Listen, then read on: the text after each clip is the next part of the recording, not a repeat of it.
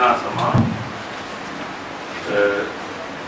le PUMA est une administration publique qui dépend, dont la tutelle est assurée par la présidence de la République.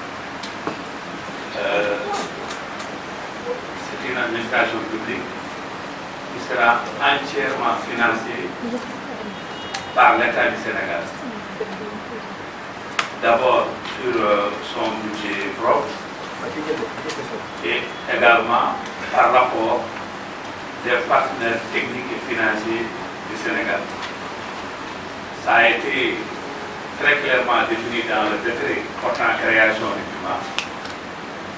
Et en fait, c'est l'État qui finance, parce que s'il s'agit d'avoir financement extérieur, c'est l'État qui s'engage, c'est l'État qui signe des conventions de financement.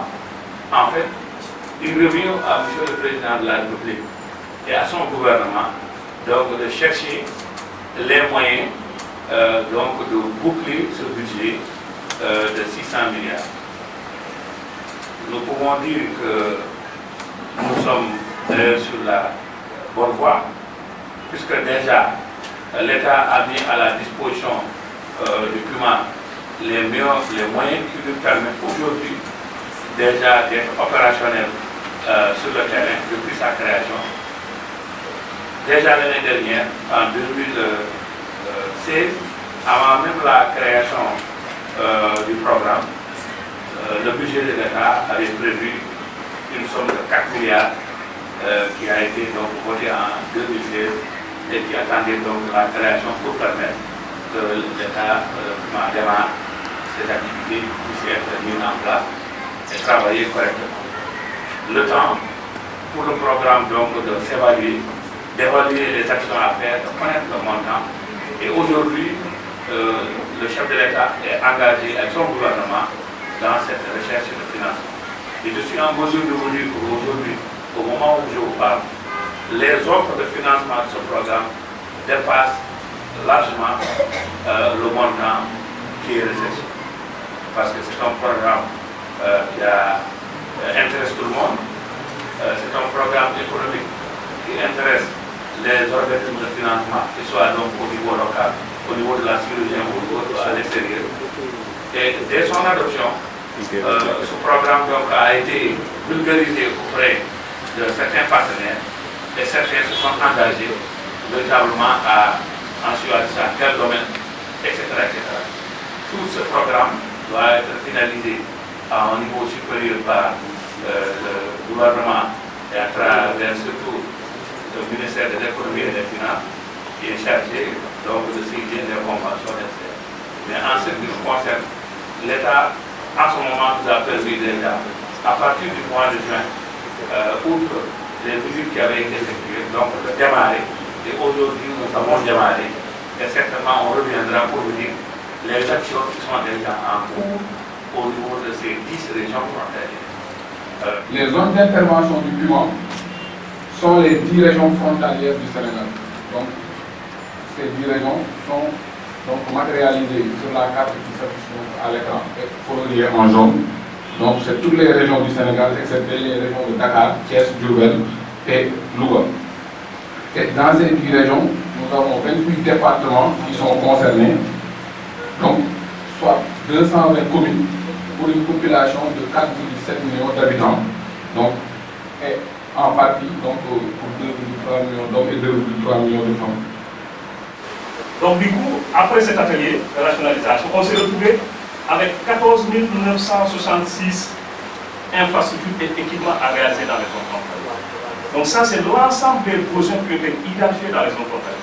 Ce qui dit qu'aujourd'hui, si on arrive à boucler le budget qui permet de réaliser tout ça, peut-être que ces zones pourront atteindre ou bien pourront réduire le gap qui existe avec l'intérieur du pays.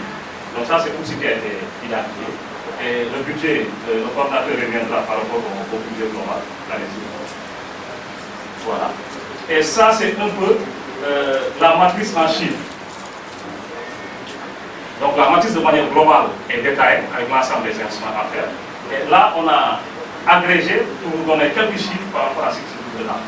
Un budget d'environ 600 milliards, Le coordinateur reviendra par rapport à ça. La population qui sera touchée, c'est 4,7 millions d'habitants, 32% de la population nationale, 69% des populations frontalières. Donc ça, c'est l'estimation qui est bien faite. Dans le domaine du désenclavement, comme je l'ai dit tantôt, aujourd'hui, c'est des zones hyper reculées. Aller dans l'île à Mofi, aujourd'hui, c'est la Croix et la Bannière, à cause de vous. Aller dans certaines zones aussi frontalières aussi, c'est la Croix et la Bannière, à cause de vous. Donc par rapport au désenclavement, on a prévu dans le cadre du plan 2952 km de plus de l'an.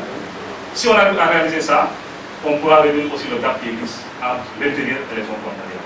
769 km de route à bitumer, ça aussi c'est ce qui est prévu. 7 de bateaux, 3 bacs, 1 mini-bac, 6 bateaux taxis. Ça par rapport au désenclavement, voilà ce qui est prévu. Par rapport à l'hydraulique aussi, on a remarqué effectivement que c'est des zones qui sont dépourvues en matière d'hydraulique. Donc, on a prévu 569 infrastructures et équipements hydrauliques, donc 341 forages, 69 châteaux, 109 puits améliorés et 630 km de réseau d'adduction d'eau. Par rapport à l'éducation, ça aussi, on a prévu 97 écoles élémentaires, 34 collèges, 30 lycées, 4 daara modernes, 3 franco-arabes, 263 blocs sanitaires, 2042 tables et 869 abris provisoires à remplacer. Parce que aussi ça aussi c'est un fléau dans les zones frontalières. Tout ce qu'on entend en termes d'abris provisoires et ainsi de suite, la majorité en tout cas se trouve dans les zones frontalières. Et 67 cantines scolaires aussi à réaliser. En matière sanitaire, on a 583 infrastructures d'équipements sanitaires à réaliser, dont 24 maternités, 73 cases de santé, 43 postes de santé, d'ailleurs dont les travaux vont démarrer incessamment, le coordinateur reviendra là-dessus, 10 centres de santé, 3 hôpitaux, 57 ambulances, 14 pilotes médicalisés pour désenclaver les zones frontalières. Dans le domaine de l'énergie, il y a 424 villages qui ont été identifiés, donc il va faire l'objet de l'identification. Dans le domaine des AGR, ça aussi c'est des populations qui sont pauvres et qui ont besoin d'être soutenues en matière d'AGR. Et là, ce qui est identifié en termes d'investissement, il y a 3448 équipements d'allègement de travaux des femmes, 335 équipements post-récolte, 50 tracteurs, 100 motoculteurs, 300 motopompes, 71 magasins de stockage, 2000 cases flottantes, ça c'est par rapport à la pêche, 245 périmètres maraîchers, 44 marchés modernes, 53 fermes aquacoles, 51 fermes agricoles et 90 fermes agricoles.